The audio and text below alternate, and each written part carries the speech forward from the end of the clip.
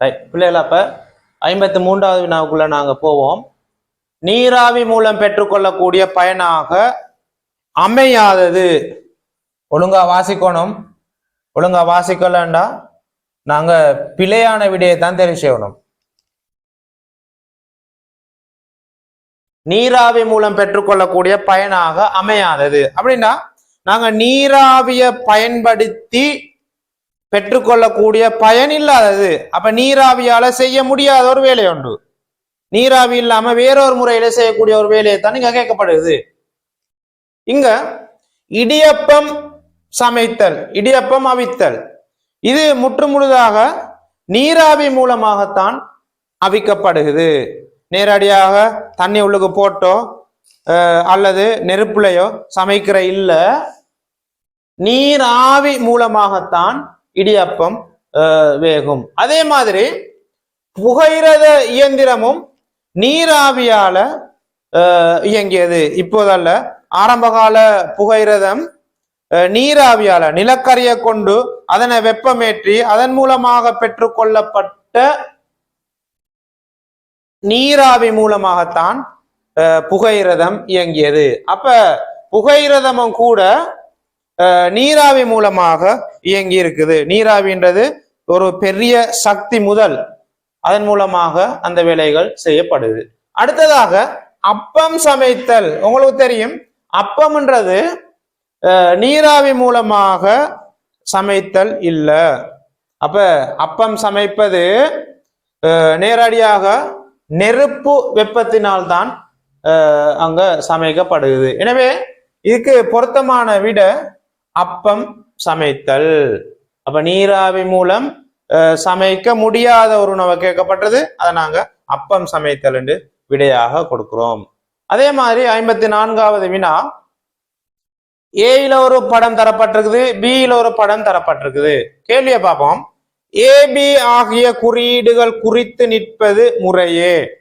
AB ஆகிய குறியீடுகள் குறித்து நிற்பது என்னன்னு கேட்கப்பட்டிருக்குது. இப்ப பாருங்க, இப்பக்கம் மேலேன்றது இந்த பி படம், முதலாவது ஏ வரணும். இங்க தரப்பட்டிருக்கிறத பாருங்க, ஏபி மாறி வந்திருக்கு. அதனால நாங்க இந்த விடையையும் தெரிவு செய்ய மாட்டோம். இரண்டாவதாக நொறுங்கக்கூடியது. அது சரி, இந்த கிளாஸ்ல இப்படி ஒரு உடை ஒன்று போட்டு காட்டப்பட்டால் இது நொறுங்கக்கூடியது. சரி. அடுத்தது இப்பக்கம் மேலே, அம்புக்குறி 2 மேல் நோக்கி காணப்பட்டால் இப்பக்கம் மேலே. இங்க இப்பக்கம்ன்றது கட்டாயமாக இருக்க வேண்டும். மேலே செல்லவும் சில இடங்கள்ல இது மாதிரியான குறியீட்டுக்கு விடைகள் தந்திருப்பாங்க, அதுவும் பிழை. இப்பக்கம் மேலே என்றதுதான் சரி. இது பிழையான விடை. எனவே 54வதுக்கு இரண்டாவது விடை பொருத்தமான விடை.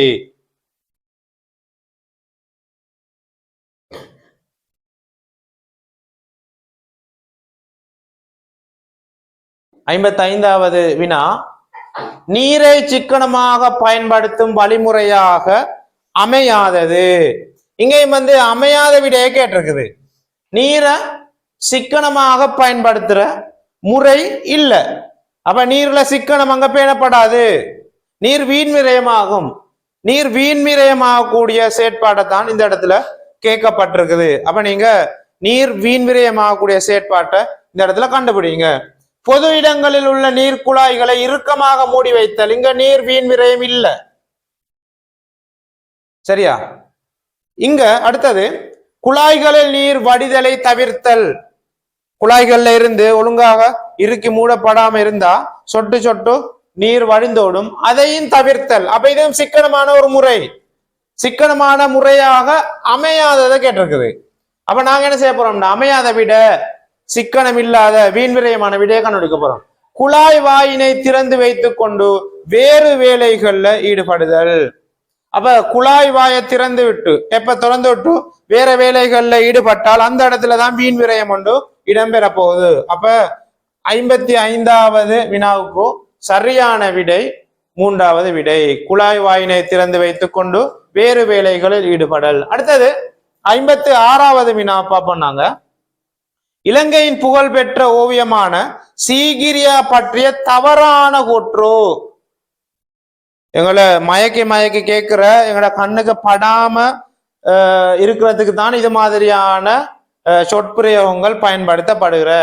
அப்ப பாருங்க, சீகிரியா பற்றி தவறான கூற்று, சரியான கூற்று எல்லாம் விட்டு போட்டு பிழையான கூற்றை தான் நீங்க கண்டுபிடிக்கணும். பாப்போம். இந்த சீகிரியா ஓவியம் அஜந்தா ஓவியத்தை ஒத்த ஓவியமாக காணப்படுகிறது. இது சரி, அஜந்தா ஓவியத்தை ஒத்த ஓவியமாகத்தான் சீகிரியா ஓவியங்கள் காணப்படுகிறது. அடுத்தது காசியப்ப மன்னனின் காலத்தில் வரையப்பட்டது. அதுவும் சரியான விடை. சீகிரியா ஓவியங்கள் காசியப்ப மன்னன் காலத்துல வரையப்பட்டது. அடுத்தது முதலாவது விடையை பாருங்க. இவ்வோவியம் கண்டி மாவட்டத்தில் அமைய பெற்றுள்ளது. அதுதான் தவறான விடை. ஏன்னு சொன்னா கண்டி மாவட்டத்துல இல்ல, மாத்தளை மாவட்டத்துல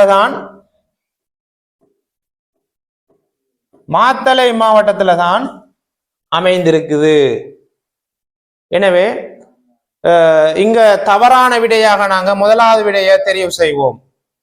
எனவே 56வதுக்கு முதலாவது விடை சரியான விடை. அடுத்த வினாவுக்குள்ள செல்வோம்.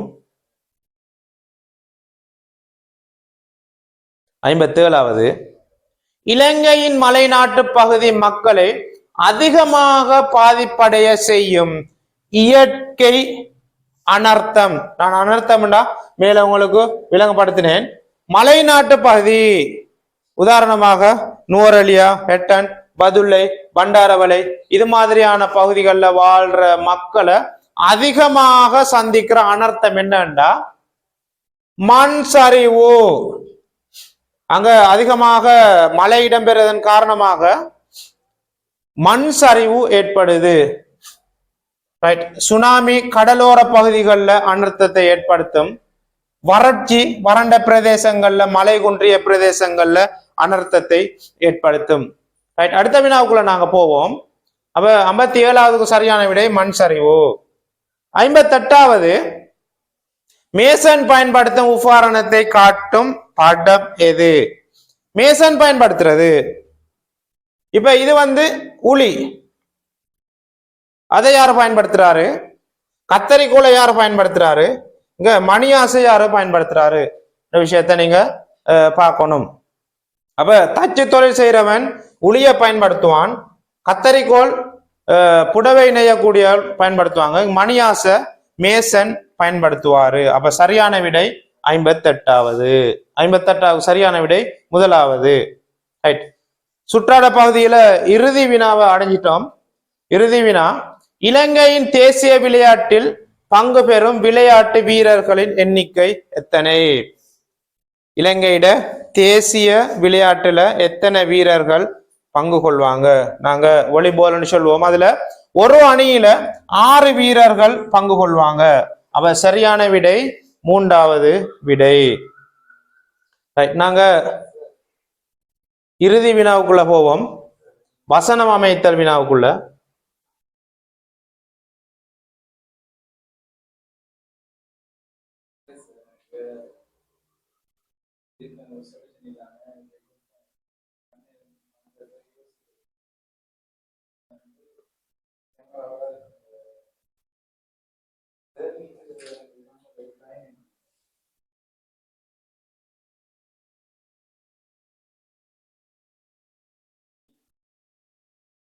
ரைட். இறுதி வினாவுக்குள்ள போவோம். அருகில் தரப்பட்டுள்ள காட்சியை பார்த்து 3 வாக்கியங்கள் எழுதுக. 3 வாக்கியங்கள் எழுதுற இந்த இறுதி வினாவை நாங்க அடைஞ்சிருக்கிறோம். இந்த வினாவை பொறுத்த வரையில 3 வாக்கியங்கள் கட்டாயமாக எழுதப்பட வேண்டும். இந்த 3 வாக்கியங்களும் சரியாக எழுதப்பட்டிருந்தால் 6 புள்ளிகள் எங்களுக்கு கிடைக்கும். 3 வாக்கியங்களும் சரியாக எழுதப்பட்டால் 6 புள்ளி கிடைக்கும். நிறைய பேருக்கு 6 புள்ளி கிடைக்கிற இல்ல, வாக்கியங்கள் எழுதுற முறையில பிழை ஏற்படுவதனால 6 புள்ளி கிடைக்கிற இல்ல. இப்ப பாருங்க பிள்ளைகள், வாக்கியம் எழுதுற நேரத்துல அழகா உறுப்பமைய வாசிக்க கூடியதாக அழகான எழுத்துல தெளிவாக எழுதி கொள்ளணும். ஒரு வாக்கியத்துக்கு 2 புள்ளி கிடைக்க பெறும். அந்த 2 புள்ளியிலையும் ஒரு எழுத்து, ஒரு வாக்கியத்துல ஒரு எழுத்து பிழையாக இருந்தால் ஒரு புள்ளி குறைக்கப்பட்டு ஒரு புள்ளி தான் கிடைக்கும். ஒரு வாக்கியம் சரியாக எழுதப்பட்டிருந்தாலும் கூட அங்கு 2 எழுத்து பிழைகள் காணப்பட்டால் அந்த வாக்கியத்துக்கு மொத்தமாக புள்ளிகள் வழங்கப்பட மாட்டாது. அடுத்தது, ஒவ்வொரு வாக்கியத்திலையும் 5 சொற்களுக்கு குறையாது இருத்தல் வேண்டும். எழுவாய் பயனிலை தொடர்பும் எழுத்து கூட்டலும் சரியாக இருத்தல் வேண்டும். அறிவுறுத்தல்ல தரப்பட்டிருக்குது. ஒவ்வொரு வாக்கியம் கட்டாயமாக 5க்கு மேற்பட்ட சொற்களை கொண்டிருக்கணும். எழுத்து பிழை வரக்கூடாது. சரியான எழுவாய் பயனிலை, சரியான மொழி தொடர்பு எல்லாம் இருக்க வேண்டும். அப்படி வந்தால் மாத்திரம்தான் இந்த 6 புள்ளிகளையும் உங்களால பெற்றுக்கொள்ள இயலும். எழுதுற நேரத்துல நல்லா அவதானிக்கணும். 4 சொற்கள் இடம்பெற்றால் புள்ளிகள் வழங்கப்பட மாட்டாது. 4 சொற்களை எங்களால அடைமொழிகளை உவமானங்களை சேர்த்து 5க்கு மேற்பட்ட சொற்களாக மாற்றி எங்களால புள்ளிகளை பெற்றுக்கொள்ள முடியும். இப்ப பாருங்க, அருகில் தரப்பட்டுள்ள காட்சியை பார்த்து 3 வாக்கியம் எழுத வேண்டும். இப்ப நாங்க இதை பார்க்கிற நேரம் இது ஒரு பண்ணையாக இருக்குது, விவசாய பண்ணை. இந்த பண்ணையில விலங்குகள் காணப்படுகிறது. பன்றி, மாடு, பசு, குதிரை, ஆடு, சேவல், கோழி, இது மாதிரியான விலங்குகள் காணப்படுகிறது. அப்ப எங்களுக்கு இத எழுதி கொள்ளலாம். இது ஒரு விலங்கு பண்ணையாகும். இது ஒரு விலங்கு பண்ணை. இப்ப எத்தனை சொல் வருது? இது ஒரு விலங்கு பண்ணை. 4 சொல் தான் வருது. அப்ப எங்களுக்கு இதை ஒரு அடைமொழிகளை சேர்த்து 5 சொல்லுக்கு மேற்பட்டதாக மாற்றி பூரணமான வாக்கியமாக மாற்றி 2 புள்ளியை எங்களுக்கு பெற்றுக்கொள்ளலாம். எனவே நாங்க இது ஒரு அழகிய விலங்கு பண்ணை அப்படின்னு எழுதலாம்.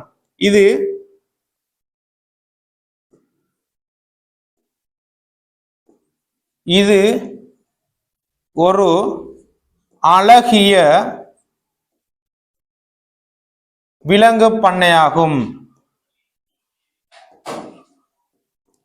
விலங்கு பண்ணையாகும் அப்படின்னு எழுதி கொள்றது.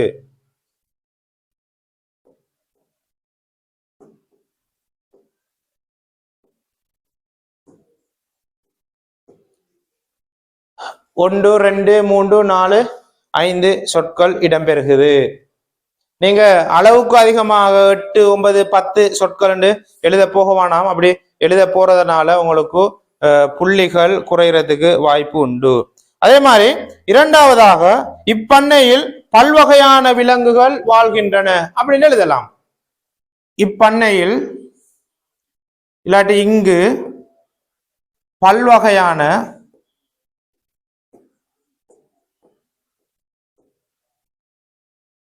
விலங்குகள்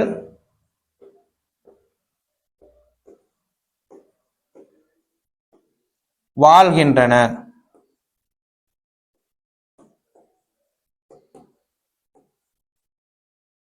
இதுக்கு இன்னொரு சொல் கூடுதலாக நாங்க சேர்க்கணும்டா 1, 2, 3, 4, 5 இன்னொரு சொல் கூடுதலாக சேர்க்கணும்டா விலங்குகள் கூட்டாக.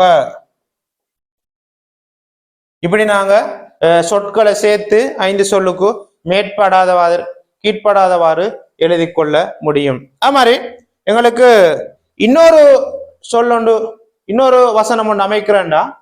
இந்த இடத்துல பாருங்க, ஒரு கோழி ஒன்று முட்டையிட்டு இருக்குது, உங்களுக்கு தெரியுது. இதை வச்சு கொண்டுமே எங்களுக்கு வாக்கியங்கள் அமைக்கலாம். கோழி ஒன்று முட்டையிட்டதுமே கொக்கரித்து கொண்டிருக்கிறது அப்படின்னு எங்களுக்கு ஒரு வாக்கியம் அமைக்கலாம். கோழி ஒன்று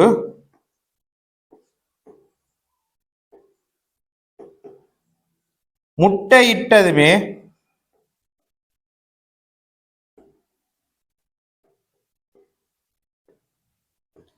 கோழி ஒன்று முட்டையிட்டதுமே கொக்கரித்து கொண்டிருக்கிறது.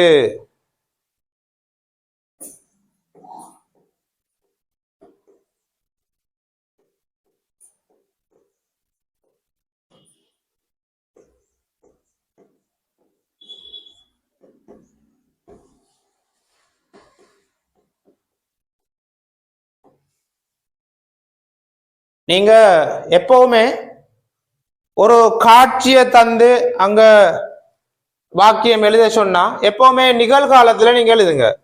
காட்சி ஒன்றை தந்து நீங்க வாக்கியம் ஒன்று எழுத கேட்டா நிகழ்காலத்தை எழுதுங்க. இங்க இன்னும் எங்களுக்கு வாக்கியங்கள் அமைக்க முடியும். இங்க இந்த பன்றிய எழுதலாம். இப்பண்ணையிலே விலங்குகளோடு சேர்ந்து கொளுத்த ஒரு பன்றியும் இருக்கின்றது. அப்படி ஒரு வாக்கியம் உங்களுக்கு எழுதலாம். அதே மாதிரி குதிரையை வச்சு கொண்டு எழுதலாம், ஆட்டை வச்சு கொண்டு எழுதலாம். அதே மாதிரி இந்த விலங்கு பண்ணையோட சேர்ந்து ஒரு வீடு இருக்கிறத எழுதி கொள்ளலாம். அதே மாதிரி விலங்கு பண்ணைக்கு பின்னால மரங்கள் காணப்படுவதை எழுதி கொள்ளலாம்.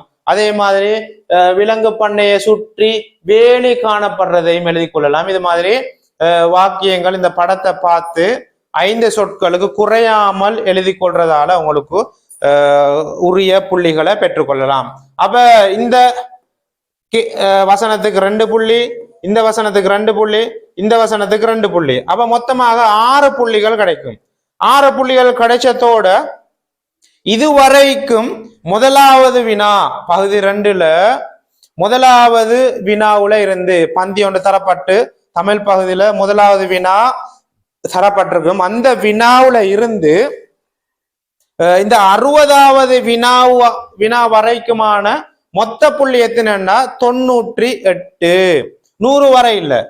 100 புள்ளி எப்படி கிடைக்குதுன்னு சொன்னா பகுதி 2ல ஆரம்பத்தில இருந்து கடைசி வரைக்கும் இதுவரைக்கும் வாக்கியம் எழுதும் வரைக்கும் நீங்க கேள்விகளுக்கான விடைகளை நேர்த்தியாகவும் அழகாகவும் தெளிவாகவும் உறுப்பமையவும் எழுதி இருந்தால் அந்த எழுத்துக்களை அவதானத்துல கொண்டு 2 புள்ளிகள் உங்களுக்கு வழங்கப்படும். எனவேதான் 100 புள்ளிகள் மொத்தமாக கிடைக்கக்கூடிய வாய்ப்பு இருக்குது. எனவே பிள்ளைகளே, வாக்கியம் ஒன்று எழுதுகின்ற சந்தர்ப்பத்துல நான் இப்போது உங்களுக்கு சொன்ன விடயங்களை அவதானத்துல கொண்டு நீங்க வாக்கியங்களை எழுதினால் அந்த 6 புள்ளிய மேலுக்கு இருக்கிற மேலதிகமா தரக்கூடிய 2 புள்ளிய மொத்தமாக 8 புள்ளியை எங்களுக்கு பெற்றுக்கொள்ள முடியும்.